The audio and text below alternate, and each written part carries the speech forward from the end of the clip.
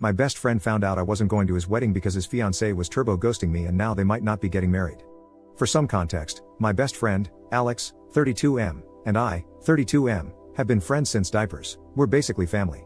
After college, we both moved back home so we could live at home and get our feet underneath us.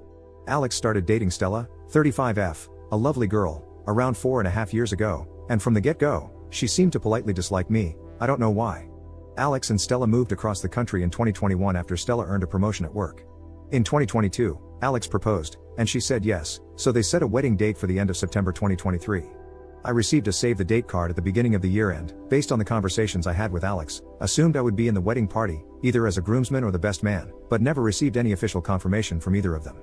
A couple of months before the wedding, I saw that wedding invitations had gone out on social media and figured mine was en route.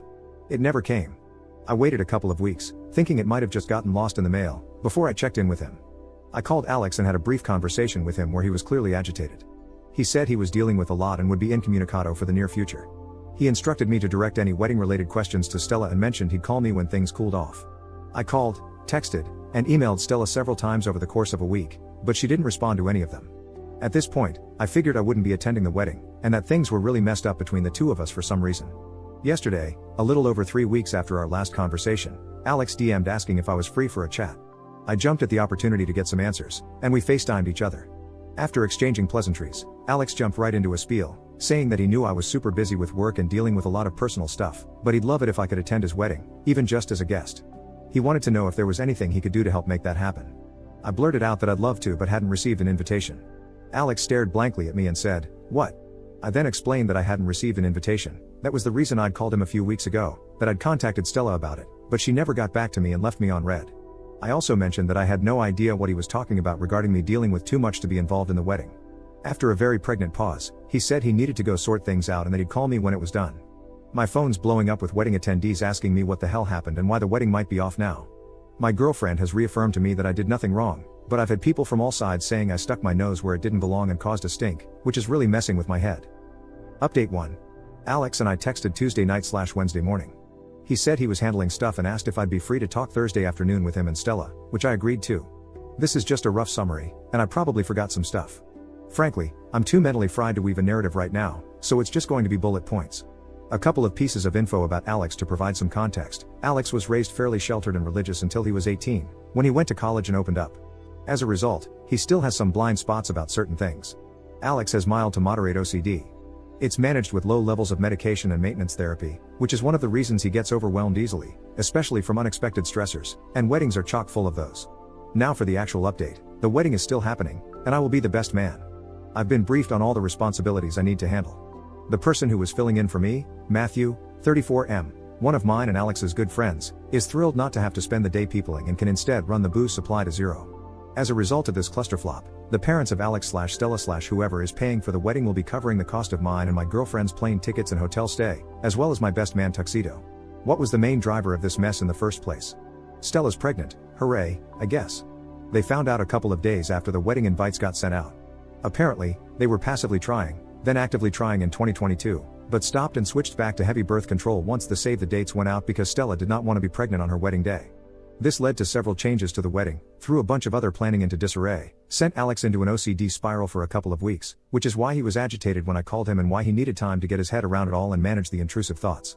It's also one of the reasons why Stella ignored/missed my messages/calls. Why did Stella not respond to my messages? Besides the surprise pregnancy, Stella said that she's on her phone for work a ton and gets hundreds, if not thousands, of emails/texts/calls per day. She misses some stuff, especially since she didn't have my contact info saved, lol. I also emailed her work email instead of her personal email, which I don't have, and my own personal email handle is not my name. In the future, I was told to be more insistent in my communication with her to break through her everyday noise. Duly noted. What happened to my invite? Stella claims that she sent me one but must have sent it to my old address. I did move in March to my current residence, and the save the dates were sent out in January. What did Stella tell Alex about me not being in the wedding? Apparently, nothing. According to Stella, he either 1, believed one of his intrusive thoughts was real when he was in his OCD spiral, 2, he got confused when she told him one of her cousins with a similar sounding name to mine wouldn't be attending, or 3, some combination thereof. According to Stella, she always wanted me in the wedding. Why did Stella not contact me after I didn't RSVP back? She assumed there was something going on with me and Alex and that we'd sort it out and he'd tell her. In the meantime, she was busy with work, wedding planning, and the unexpected baby. How did a bunch of wedding guests find out about this mess? Alex called his mom for advice after our convo. His mom had church friends over, and the church ladies overheard a good chunk of their conversation.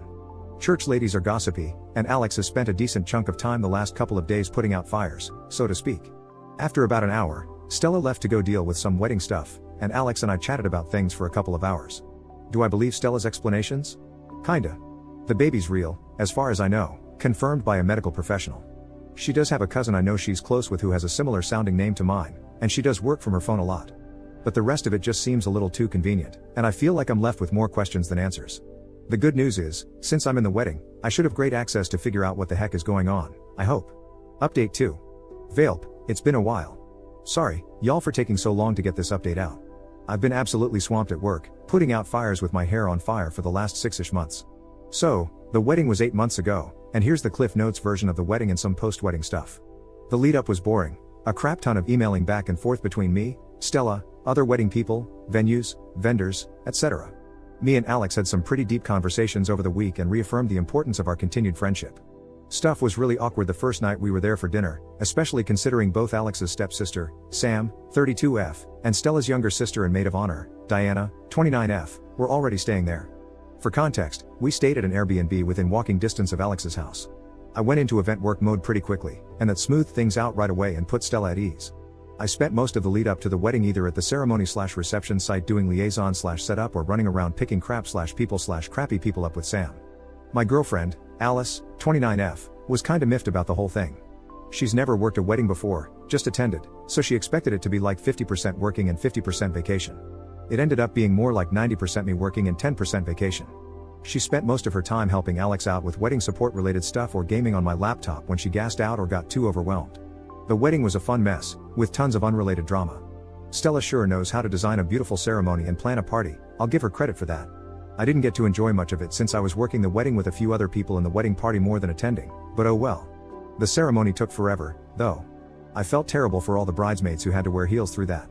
Unfortunately, there was no gotcha moment or come to Jesus moment where I got the full story as to why the drama with Stella happened, but based on what I observed while working the wedding, I think I've been able to piece together roughly what went down. Why wasn't I the best man? I think this had more to do with Stella's parents, Ken and Karen, both in their 60s, than her, although she still doesn't like me. Here's my main reasoning. Ken and Karen were paying for the majority of the wedding, more than Stella, Alex, and Alex's parents combined. Alex and Stella sketched out pretty early what they wanted the wedding to look like. Throughout the process, Stella made several significant changes out of the proverbial blue. For example, they originally agreed on a smaller wedding, something like 50 to 60 people, but then one day, randomly, Stella asked for and wanted a big wedding. Alex didn't really care all that much and just figured she changed her mind. He just somehow missed that most of these changes occurred after Stella either had a phone call or an in-person meeting with her parents, which is on brand for him. Her parents were very standoffish towards me, to be expected, the feelings mutual, and made a lot of frankly weird comments about Stella's younger brother, Chase, 23M, who is totally not a cokehead. Often, these comments were made in comparisons between us that flattered him, and they kept insisting he was perfect best man material. Alex has barely met Stella's parents, maybe a dozen times over the last 5 years. Every time they visit for the holidays, Stella has them leave early for whatever reason, and Stella rarely initiates calls with them. Stella acts really weird around her parents. Around everyone else, she's a strong modern woman, but around her parents, she gets super meek. For example, her mom asked her to drive to some specific store over an hour away to get her a specific food item in the middle of wedding planning, and she just did it without any protest, leaving the rest of the wedding party in a lurch. When she got back 3 hours later, her mom took like 2 bites and then threw it away. If I hadn't seen this with my own 2 eyes, I wouldn't have believed it, it was that bizarre. Lots of other innocuous crap that individually means nothing, but when combined together, provide a decent amount of circumstantial evidence.